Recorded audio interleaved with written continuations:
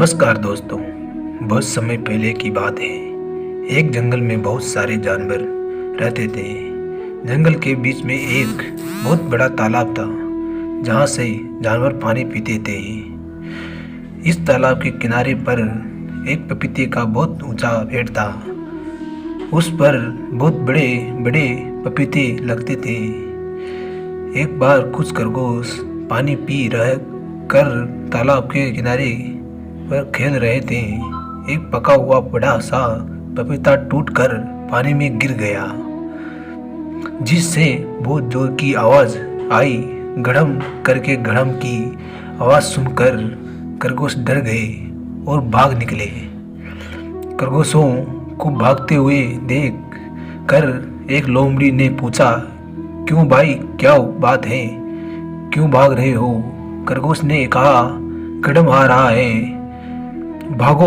लोमड़ी भी उनके साथ भाग ली। आगे चलकर उनको एक हाथी का झुंड मिला।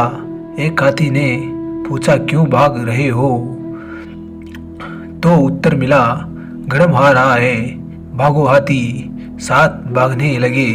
धीरे धीरे गड़म आ रहा है। सुनो कर बात, सारे जानवर एक साथ भागने लगे। यह जानवर का झुंड जब बब्बर शेर के मंद के पास से दौड़ रहा था तो शेर ने पूछा, क्यों भाग रहे हो? उत्तर मिला, गड़म आ रहा है, भागो। जैसे ही शेर भागने को तैयार हो रहा था तो ये दूसरे शेर ने कहा, तुम क्यों भाग रहे हो? तुम तो जंगल के राजा हो, तुम्हारे पास शक्तिशाली पंजे हैं, तुम जैसे चाहो अपने पंजों से चीर सकते हो। भागने से पहले सच्चाई तो जान ले। इस पर शेर ने कहा, जानवर से पूछा कि तुम्हें किसने कहा कि गड़म आ रहा है? तो उसने कहा, मुझे तो हाथी ने कहा। हाथी से पूछा तो उसने कहा, मुझे तो लोमड़ी ने कहा। लोमड़ी ने कहा तो मुझे तो खरगोश ने कहा था। जब खरगोश से पूछा तो उसने कहा, हम जहाँ पर खेल रहे थे वहाँ पर गड़म की आवाज आई थी, जिसको सुनकर हम भागे थे। शेर ने कहा, मुझे उस स्थान पर ले चलो। सभी उस स्थान की ओर चल पड़े।